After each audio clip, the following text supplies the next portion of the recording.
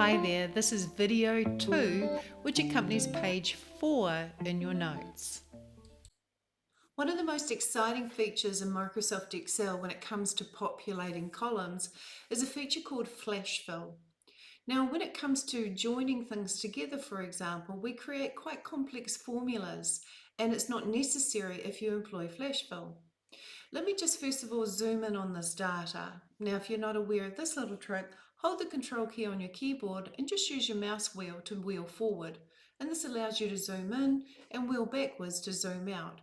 Sometimes it's easier to zoom in so you can see things clearly. Now, what we have here in column B is a list of first names, and in column C a list of last names. And I've been asked to actually join the two together. Now, I've been asked to show the information in column D, for example. Quickest way to insert a column is to click on the column letter D, hold the control key and press the plus on your number pad. Now, if you don't have a number pad, then you're going to use the plus near the backspace key, which means you're going to have to hold the shift as well. So if you have a number pad, just control plus inserts a column. If you don't have a number pad, control shift plus near the backspace key.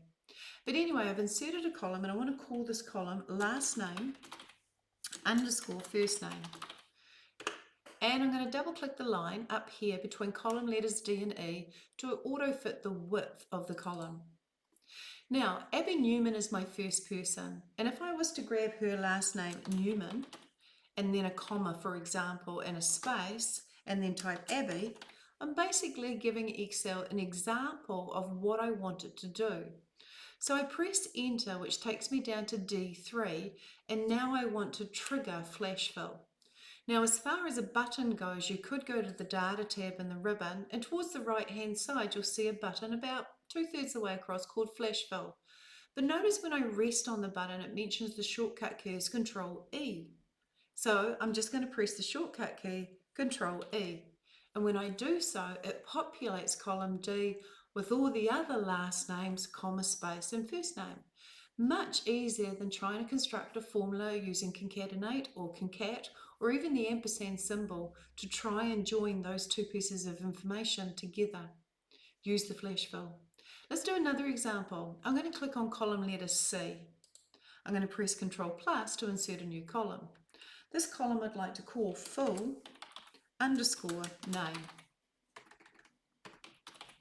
And so then I give it an example. So an example would be Abby space Newman.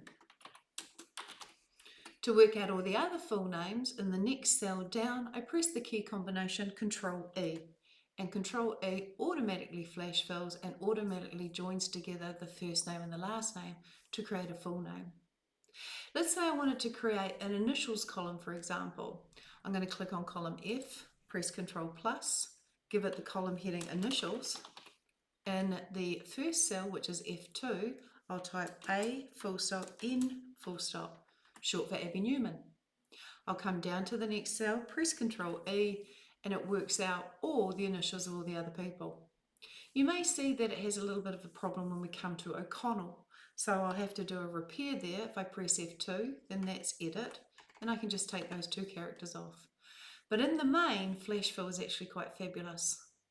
Now, I actually don't want to keep column D and I don't want to keep column F. The quickest way to delete a column is to select the column and Control minus. Select this column and Control minus. And I'm left with just a column D, which is their full name. Explore flash fill. It really is a massive time saver.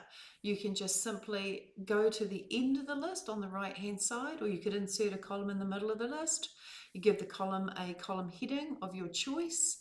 You type an example of what you want. And when you go down to the next cell and press Control E, Excel sort of looks at the example, looks across the row, works out sort of what you've done, and then repeats that example for every other row. Come back and join me soon. See ya, bye.